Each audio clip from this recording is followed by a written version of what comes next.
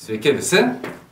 Taigi, susidūriau su tokia problema, kad turėjau aš prie kompo, būtent visokiam prezentacijom ir panašiai, nusipirkęs mano A04, man atrodo, mikrofoną. Na, aišku, jį pirkau prieš porą metų, buvo labai patogus, viskas gerai, kokybė garso gera, taip toliau, gal kažkiek tylokas, norėjęs, kad geriau tą garsą imtų. Bet esmė, kad dabar prieš kelias dienas jisai man beįrašinant video pradėjo trumpinti.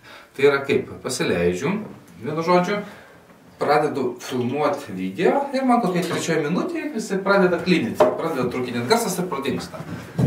Nu, aš bandžiau ir taip, sakau, gal čia USB, gal čia dar kas, bet vienu žodžiu turbūt yra taip, kad tiesiog jį pajungus, jisai per USB gauna maitinimą ir kažkurios detalės, matyti ant viduje mikroschemos ar kas, tiesiog per kelias minutės pakaista ir po to jisai taip nulūžta ir nebeveikia.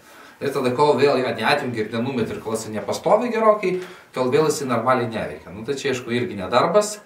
Garantija tik tai 12 mėnesių jiem būna manuotiem, tai jau irgi praėjo, nes prieš porą metų pirkęs ir iš tikrųjų aš jau daug ir nepanaudojau. Tada kažkada, kai užsiminėjau prieš porą metų su Revolutu, tai va tada tuos video filmuojant biškį panaudojau, ten kokių 10 kartų gal video ten įrašiau su juo.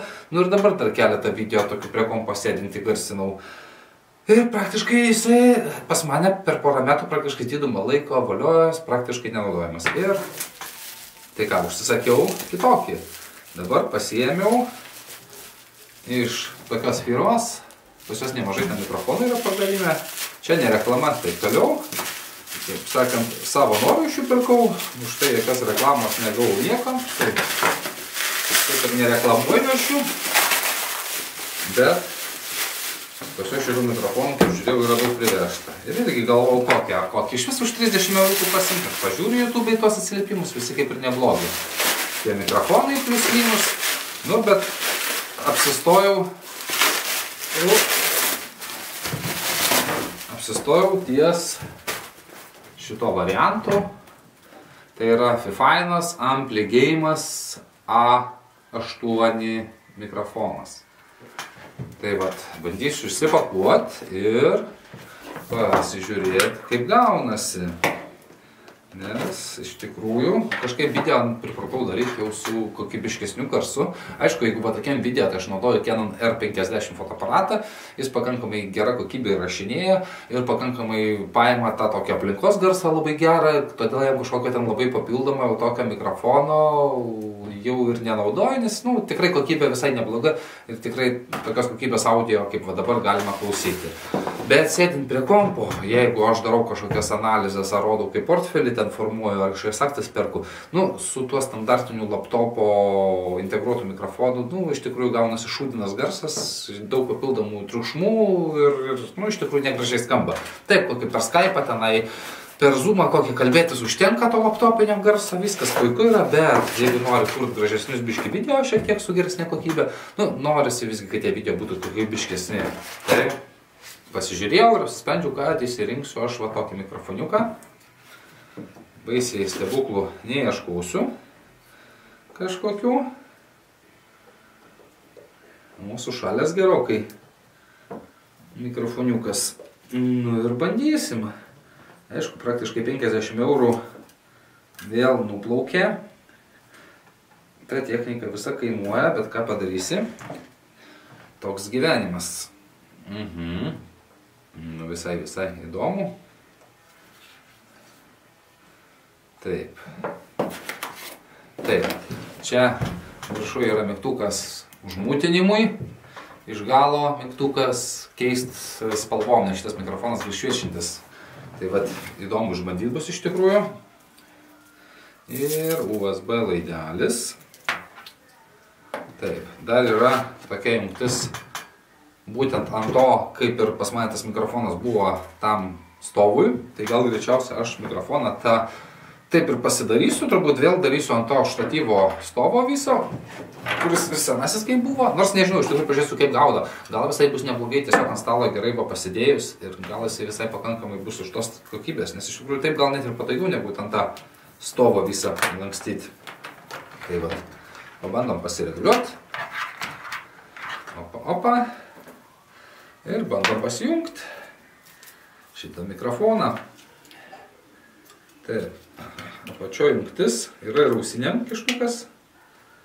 Taip, ir čia yra reguliatorius.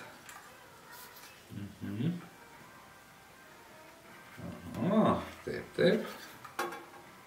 Ir čia, tarkim, yra tas garsumas, pastatykime jį per vidurį. Ir pabandysim mes jį pasijungti ir pažiūrėti, kas čia gaunasi. Wow. Tikrai gražiai šviečia. Pabandykim. Aha, užtenka tiesiog priglausti prie mygtuko. Ir spalva pasikeičia.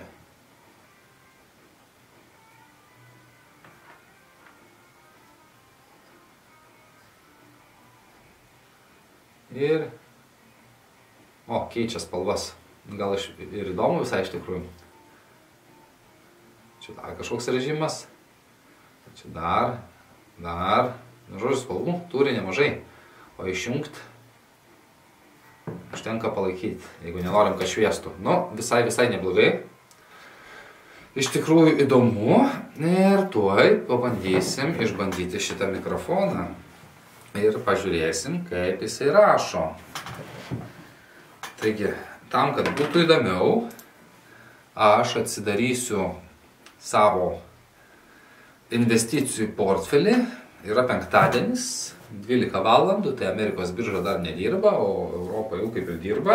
Tai tie ETF-ai jau sviruoja, nes biržos atidarytos, o akcijos, aišku, kurias tada pirkau, jos dabar kol kas kainos susifiksavę. Taigi, tuoj bandysiu pasileisti Bandicamą programą, tam, kad įrašinėti. Aha, Fifine mikrofonas. Gerai, nežinau, darau gal 100% ir bandysim įrašinėti. Taip, pasileidau mikrofoną, vaizdo įrašymą ir dabar persijungiam į mano kompo vaizdą ir bandysiu pasidėti šitą mikrofoną prieš save, kad būtų per kokį sprindį nuo manęs ir bandysiu aš kalbėti ir žiūrėsim, kaip šitas mikrofonas mum įrašinėja. Taigi, dabar trumpai apie mano portfeliuką. Taigi, šitoj eigoj aš galva čia kur nors save patrauksiu, net nežinau, vienu žodžiu, kažkaip nėra kur padėti gerai. Tai kaip matom, Bank Bradesco akcijos irgi šovė viršų. Pliuso jau beveik iš to pirkimo už 40 eurų aš jau turiu beveik 2 eurus, kaip matom, 1,96 €. Tada SP 500, kur klasikinis, kem 3 centai pliuso, tai jisai taip plius minus ir šokinėja, vieną dieną 30 pliuso kaba, kitą dieną kem, kitą dieną buvo 16 pakrytę, tada vėl čia pakilimas, vienu žodžiu. Tada SP 500, kur lygiom dalim kiekvienos firmos, nepriklausomai ar ta firma yra topo priekį ar topo gale, tai tas buvo vienu momentu jau net ir minus kažkiek nuėjęs, bet dabar vėl 1,20 € pliusė ir jisai dabar gaunasi iš tų ETF-ų daugiausiai net pakilęs. Technologijų irgi šiek tiek atsigavo, irgi jisai visą laiką buvo kažkaip ir pliusė, bet po to pakrito ir buvo net irgi minusiukė, bet tada vėl atsistoja iš šiokį tokį didelį pliusą. Tai kaip sakant, visi ETF-ai kol kas per savaitę laiko, penktadienį stovi pliuse. Tada Itau Unibanko holdingas vėl 63 centai pliusą, tai yra apie 1,5% pakilę. Tai Bank Bradesco netgi beveik 5% pakilęs. Tai iš tikrųjų Bank Bradesco aš išlošiau pirkdamas, nes jisai praktiškai beveik 5% į viršaus pakilio. LTC Properties irgi iš pradžių su Realty Income stovėjo minuse ilgą savaitės dalį, bet aišku po gerų Amerikos Centrinio bankų pranešimų, kad palūkanos daugiau nekils, ateinančiais metais planuojama jas palaipsniui mažinti. Tai aišku, visos akcijos kai šovė ir tuo pačiu man LTC ir Realty Income irgi gerai iš tokio netgi neblogo minuso peršoko į pliusą ir buvo netgi dar geriau pakėlę, aišku, šiek tiek dabar pakryto gal. Tai nes jeigu taip matyt, matot, buvo kreivė ir aukščiau net iš to optimizmo, dabar šiek tiek pasikoregavo. Ir Realty Income irgi, kaip sakant, buvo čiut aukščiau, bet dabar irgi, kaip sakant, pasikoregavo, šiek tiek pakrito.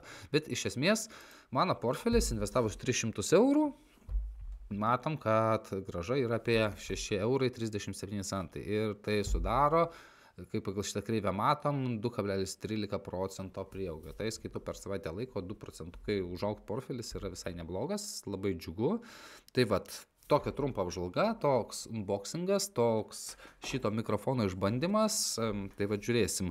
Ant programos Bandicamo nusistačiau mikrofono garsumą 100%, o ant šito reguliatoriaus mikrofono nusistačiau kažkur ties centru. Tai va neįsivaizduoju, kas čia gavosi.